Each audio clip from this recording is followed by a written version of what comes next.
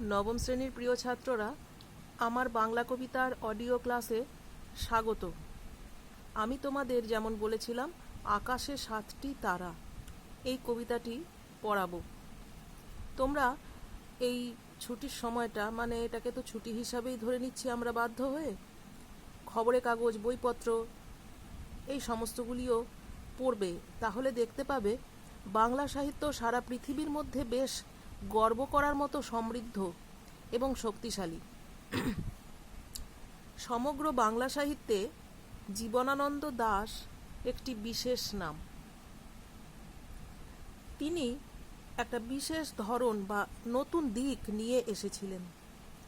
নানা বিষয়ে লিখলেও প্রকৃতপক্ষে তার লেখার মধ্যে যে দিকটি বা যে ধরনটি বেশি প্রকাশিত হয় এবং তাকে বিশেষ করে তোলে, সেই গুণটা হলো বা বৈশিষ্ট্যটা হলো প্রকৃতিপ্রীতি। তার অজস্র কবিতায় এই প্রকৃতির প্রতি ভালোবাসা একদম আলাদা ভঙ্গিতে উদ্ভাসিত হয়েছে। এটি খুবই গভীর, আপন অন্তর থেকে তিনি যেন প্রকৃতিকে ভালোবাসেন। তাই তার কবিতায় কেবল বর্ণনা নয়, অনুভূতি, ওই যাকে আমরা ফিলিংস বলি, সেটা প্রকাশিত হয়। রূপ, রস, গন্ধ, বর্ণ, স্পর্শ দিয়ে প্রকৃতির সঙ্গে যোগাযোগ স্থাপন তাঁর কবিতায় প্রকাশ পায়। এমনই একটা কবিতা আকাশে 7টি তারা। রূপসী বাংলা কাব্যগ্রন্থের মধ্যে এই কবিতাটা আছে। রূপসী বাংলা কাব্যগ্রন্থটিতে 61খানা কবিতা গ্রাম বাংলার পরিবেশের টুকরো টুকরো চিত্র ফুটিয়ে তুলেছে, যার মধ্যে আবার একটা সমগ্রতার সৌন্দর্যের আভাস পাওয়া যায়। কবি আসলে প্রকৃতিকে কোনো জড় পদার্থ রূপে দেখেননি। তার কাছে প্রকৃতি যেন জীবিত, একেবারে সজীব রূপ বর্ণনা করেছেন তিনি। আর আমরা তো বাংলা প্রকৃতিকে বা যে কোনো প্রকৃতিকেই আমরা, প্রকৃতির রূপটিকে আমরা স্ত্রীলিঙ্গ রূপে দেখি। কবির কাছেও প্রকৃতি যেন এক সুন্দর মেয়ে, রূপসী, তাই নাম রূপসী বাংলা। এই দৃষ্টি থেকে তোমরা আকাশে 7টি তারা কবিতাটি শুরু করতে পারো। একটি কবিতা কয়েকবার পড়লে সহজ হয়। দেখবে তোমরা 14খানা পংক্তি রয়েছে, বা যাকে তোমরা লাইন বলো, চরণ, চতুর্দশ। 14 ভালো শব্দ হচ্ছে চতুর্দশ। তাই বলে তোমরা চতুর্দশপদী বলতে পারো, কিন্তু চতুষ্পদী বলে ফেলো না। চতুষ্পদী মানে কিন্তু যার 4টে পা আছে। খুব হাস্যকর হবে, অনেকে ভুলটা করো। যেমন জীবনানন্দ দাশ, এই নামটার উচ্চারণ এবং বানানের ক্ষেত্রেও তোমরা কিন্তু সচেতন থেকো, ভুল হয়। এই 14টি লাইনের মধ্যে দেখো 8 যুক্ত 6, 2 ভাগে স্তবক দুটি বিভক্ত হয়েছে, দুটি স্তবক। এইখানে হচ্ছে 8 আর এইখানে হচ্ছে 6। এটাকে আমরা বলতে পারি অষ্টক এবং এটাকে শতক। আর সব মিলে যেহেতু 14, তাই আমরা বা অনেকেই আর কি এটাকে সনেট বলেন। তোমরাও বলতে পারো, কিন্তু একটা কথা জেনে রাখো, সনেটের যে নিয়মগুলি থাকে সেগুলি কিন্তু জীবনানন্দ এখানে তেমন একটা ভালোভাবে মানেননি, খুব কড়াভাবে মানেননি। তাই আমরা এই কবিতাটিকে সনেট ধর্মী কবিতা বলবো। এটা একটি সনেট ধর্মী কবিতা। সনেট ধর্মী কবিতা কখন উত্তর দেবে, ধরো কখনো বড় প্রশ্নের মধ্যেও প্রয়োজনে লিখতে পারো, কিংবা যদি প্রশ্ন আসে এটি কি জাতীয় কবিতা লেখো, তখন লিখবে। প্রথমে একটা গ্রামের পরিবেশে সন্ধ্যাবেলা প্রকৃতির মাঝে বসে আছো, অনুভব করে নাও। অনুভব করলে কল্পনা ঠিকঠাক বুঝতে পারবে। কবিতার নামটি কিন্তু মাঝে বলে দিই, এটা কিন্তু কবি জীবনানন্দের দেওয়া নয়। প্রকৃতপক্ষে এই যে বইটা, আমার কাছে একটা পুরনো বই ছিল ভাগ্যিস বাড়িতে, তাই আমি তোমাদের একটু সুবিধা পাচ্ছি পড়াতে। এই যে বইটা, এই সাহিত্য সঞ্চয়নের সংকলকগণ নামটি দিয়েছেন। রূপসী বাংলার কোনো কবিতাই নামের শিরোনামের মধ্যে ছিল না। কবিতার প্রথম চরণে এবং কবিতার শেষ চরণে আকাশে 7টি তারা, অর্থাৎ সপ্তর্ষি মণ্ডল, এই বিষয়টি আছে। তো নামকরণ যে সার্থক, এটা তোমরা কবিতাটা পড়লেও দেখতে পাবে, বুঝতে পারবে। গ্রাম বাংলার মায়া ভরা সন্ধ্যার বর্ণনা আছে এখানে। কবি লক্ষ্য করো রঙের প্রয়োগ করেছেন সচেতনভাবে। গোধূলির মেঘের মধ্যে পাকা কামরাঙার লাল রং এবং সন্ধ্যার পরিবেশটা নীল। জীবনের ক্ষণস্থায়িত্ব এখানে শান্ত রহস্যময়তায় এসে মিশেছে লাল আর নীলে। কবি ঘাসের ওপর বসে, শেষে দেখবে কবি ঘাসের ওপর বসে আছেন, আগেও আছে,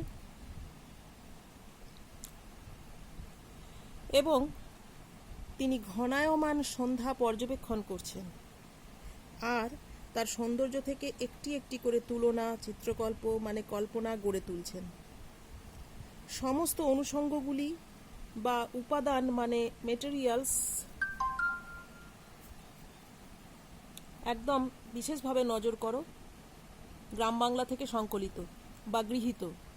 ওই যে কামরাঙা, ওই যে মনিয়া, গঙ্গাসাগর, পরে আরও আছে অনেক নানা রকম, এগুলো সব কিন্তু আমাদের এই চিরচেনা বঙ্গভূমির চিরচেনা মেটেরিয়ালস বা অনুষঙ্গ।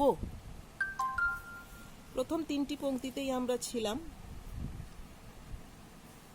মনিয়া কথাটা লক্ষ্য করো, অনেকে মনিয়া বলতে পাখি বোঝেন, গ্রাম বাংলার পাখি।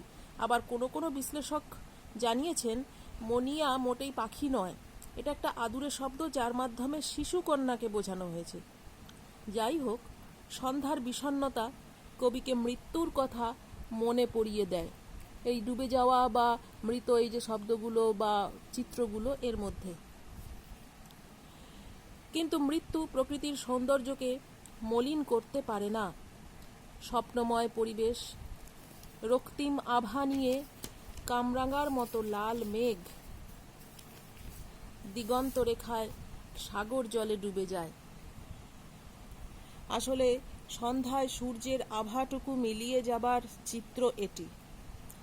দিন ও রাতের সন্ধিক্ষণে অবসন্ন শান্ত পরিবেশ। আসিয়াছে শান্ত অনুগত বাংলার নীল সন্ধ্যা। একটা স্নিগ্ধ প্রশান্ত প্রতিচ্ছবি এই রং আর পরিবেশের বর্ণনায় ভাবুক কবি তুলে ধরেন। সাগরের ঢেউয়ে মৃতমণিয়ার মতো গোধূলি মেঘের ডুবে যাওয়া যেমন একটি অনবদ্য চিত্রকল্প, তেমন আরেকটি চিত্রকল্পের অসাধারণ কাব্যিক বর্ণনা তোমরা দেখো চতুর্থ চরণে। তোমরা প্রয়োজনে এগুলোতে যেখানে যেখানে কল্পিত চিত্রগুলো আছে, যেমন এইটা, মানে পড়লেই মনে হয় যেন ছবি আঁকা হয়ে গেল, সেগুলো পাশে পাশে চিত্রকল্প কথাগুলি লিখে রাখতে পারো, তোমাদের বুঝতে সুবিধে হবে। চতুর্থ চরণে আরেকটি চিত্রকল্প আমরা লক্ষ্য করি, যেটা অসাধারণ কাব্যিক। এই যে সুবিশাল প্রকৃতি, একে আমরা নারী রূপে দেখি, কেউ কেউ মাতৃরূপেও দেখেন, কারণ প্রকৃতি আমাদের ধারণ করেন, পুষ্টি দেন, মায়ের মতো রক্ষা করেন। জীবনানন্দের কবিতাতেও সন্ধ্যার অন্ধকারে প্রকৃতি দেবী যেন কেশবতী, মধুর, সুন্দর এক নারীর মতো। সন্ধ্যায় কালো অন্ধকার ছড়িয়ে পড়ে দেখে মনে হয় যেন ওই রহস্যময়ী এলোকেশী মেয়ে দিক দিগন্ত জুড়ে কবির চোখে মুখে চারিদিকে তার লম্বা কালো চুল এলিয়ে দিয়েছে। আসলে অন্ধকার নেমে এসেছে চারিদিকে, এই চরণগুলিতে আছে, যেটা চারিদিকেও ছড়িয়ে দিয়েছে। এই যে গ্রাম বাংলার বৃক্ষগুলির নাম তোমরা পেয়ে যাবে, হিজল, কাঁঠাল, জাম। আবার লক্ষ্য করা যায় কবির মুখের পরে, চোখের পরে, পরে মানে উপরে, পরে মানে উপরে দেখো একটা ঊর্ধ্বকমা আছে, অ্যাপোস্ট্রফি যেটাকে তোমরা ইংরেজিতে জানো, চোখের ওপর, মুখের ওপর আর সারা জগৎ জুড়ে ছড়িয়ে রয়েছে। আসলে প্রকৃতি দেবী অন্ধকার বিস্তার করছেন। এখানে আবার কবি খুব গভীরভাবে প্রকৃতিকে অনুভব করেন, তো তাই গন্ধের প্রসঙ্গ একাধিকবার পাবে তোমরা। দেখো, সন্ধ্যা প্রকৃতির প্রশান্ত অন্ধকারের মধ্যে কবি ওই কেশবতী কন্যা মানে অন্ধকারযুক্ত প্রকৃতি দেবীর চুলের স্নিগ্ধ গন্ধটিও যেন অন্তর দিয়ে পান। এই সমস্ত স্নেহ আদর সারা জগৎকে এইখানে আছে। দেখো, কবি বলছেন অজস্র চুলের চুমা, অর্থাৎ স্নেহ ভরা আদর সারা জগৎকে আচ্ছন্ন করছে, কবিকেও আচ্ছন্ন করছে। অপূর্ব প্রাণময়তার বর্ণনা দিয়ে কবি একটা দুর্দান্ত কথা বলেন, ভালো করে দেখো। পৃথিবীর কোনো পথ এ কন্যারে দেখেনি কো। এর অর্থ বেশ সূক্ষ্ম, গভীর অনুভূতির বিষয় এটা। স্থূল বুদ্ধি দিয়ে কিন্তু এই বিষয়টিকে বোঝা যায় না। কবির মতন সূক্ষ্ম বুদ্ধির মানুষেরাই এই বিষয়টিকে অনুভব করতে পারে। মানে এটা ওই চর্মচক্ষু আছে না আমাদের, তাই দিয়ে বুঝতে পারবো না। আমাদের একটু মনের জানলাটা খুলতে হবে আর কি, অনুভূতিটাকে বিস্তারিত করতে হবে। দ্বিতীয় স্তবকে আমি তোমাদের জানি ভালো করে হয়তো দেখতে পাচ্ছ না, কিন্তু বই খোলা আছে, আমি মোটামুটি আন্দাজ করার চেষ্টা করছি। সামনে থেকে পড়ানো একরকম, আর এইভাবে 5.5 ইঞ্চি ডিসপ্লেতে পড়ানো আবার আলাদা অভিজ্ঞতা। সবই হয়ে যাচ্ছে আমাদের জীবনে। যাই হোক, গ্রাম বাংলার আরও কিছু উপাদান রূপ, রস, গন্ধ, বর্ণ, স্পর্শ নিয়ে উজ্জ্বল হয়ে উঠেছে শতকে, মানে দ্বিতীয় স্তবকে। বাংলার প্রধান শস্য দেখবে এখানে আছে ধান। বাংলার তার একটা সুন্দর গন্ধ আছে, কিন্তু অনেকে জানো তোমরা, কলমিরও ভালো গন্ধ আছে। এই যে এটা হলো গ্রাম বাংলার একান্ত নিজস্ব প্রিয় শাক। তারপরে পুকুর, এই যে সর, হাঁসের পালক, চাঁদা সরপুটি অধুনা প্রায় বিলুপ্ত অনেকটাই। এই যে মাছগুলি, তাদেরও মৃদু ঘ্রাণ আছে। এই বিষয়গুলি, এগুলি একটা সব গন্ধ মিলে একটা আবহের সৃষ্টি করছে। হাঁসের পালকের কথা যেটা রয়েছে সেটা পড়লে আমাদের কি মনে হয় বলো দেখি? আমার তো মনে হচ্ছে মানুষ আর প্রকৃতির মেলবন্ধন ঘটিয়েছে। মানুষ তো প্রকৃতিরই অংশ। বাংলার মানুষের সরল জীবনযাপনের ছবিও তাই এই কবিতায় আছে। দেখো, তারপরেই কিশোরীর চাল ধোয়া ভিজে হাত, তারপর আছে কিশোরের পায়ে দলা মুথা ঘাস। কবি কিশোরের পায়ে দলা মুথা ঘাসের আগেই যে কিশোরীর চাল ধোয়া হাতের ঠান্ডা পরশের কথা লেখেন, এটাও বেশ আশ্চর্যজনক। মানে ওই ঠান্ডা ভাবটা কবি অন্তর দিয়ে অনুভব করে ফেললেন। হাত দিয়ে চাল ধোবার পর হাতটা কেমন ঠান্ডা থাকতে পারে, কেমন শীতল থাকতে পারে, কবি সেটা বুঝতে পেরে গেছেন। সে যাই হোক, কবি আরও বলছেন যে কিশোরের পায়ে দলা মুথা ঘাস এবং অবহেলিত লাল বটফলের গন্ধ আর বর্ণ, এগুলোর কথা।